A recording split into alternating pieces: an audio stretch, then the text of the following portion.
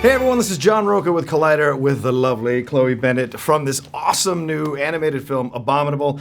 Chloe, I just finished watching this last night. I stopped crying maybe this morning. And oh, good. What a very sweet and fantastic film that also has an incredible emotional journey that you go on as a character. Yes. You know what? I think it's just...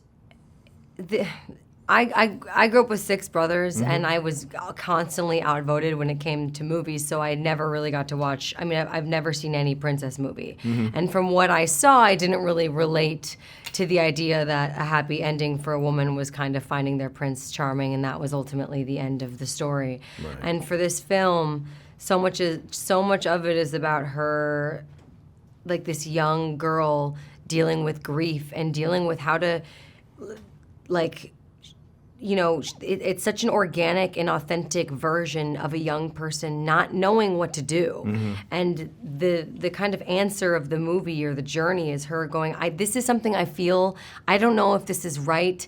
I feel like I'm word vomiting, but is this okay? Is this even okay? And it's such an honest portrayal of how I think young people should and, you know, deal with things like distance, feeling distant from family, feeling like isolated, feeling left out, dealing with grief, and I think it's just like an honest portrayal of that. Yeah, there's that moment with you and Peng where you're saying with the character of Yi, and she says like, I don't know why I'm busy all the time. I just know I need to be. Yeah. So do you think young girls watching this, maybe who've experienced some kind of loss in their life, do you feel like this is something that will really speak to them? I think it'll speak to I think that it's crazy that there's been a gap in the market for just showing a female character that's one of color, but also that's one where the end goal isn't finding a Prince Charming, and the end goal, you know, the whole journey is about her getting this, you know, Yeti home, but in reality, it's really about them teaching each other what home is,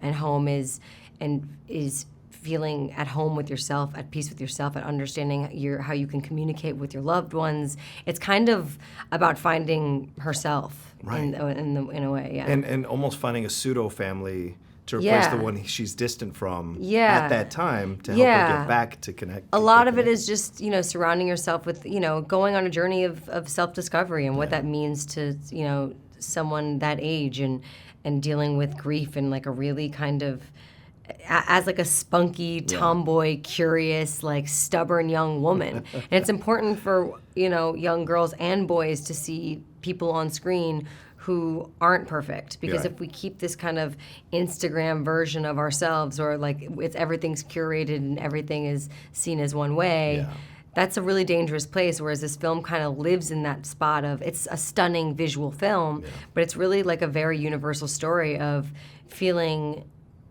not good enough, but being determined to be being herself. Yeah, that's what I love about her as a character. Is she's in the movie, she's like, I'm a self-proclaimed loner. That's the difference. And she's okay with being different. It doesn't make her not long for more. But she's okay with who she is, and she wants to be better. And I think anyone can hopefully relate to that. It's a great message. I got to wrap up. I have to ask one last question because I'm Collider.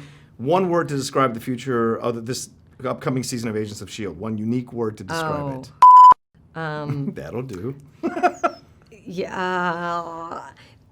That's stupid. Hairspray? Okay.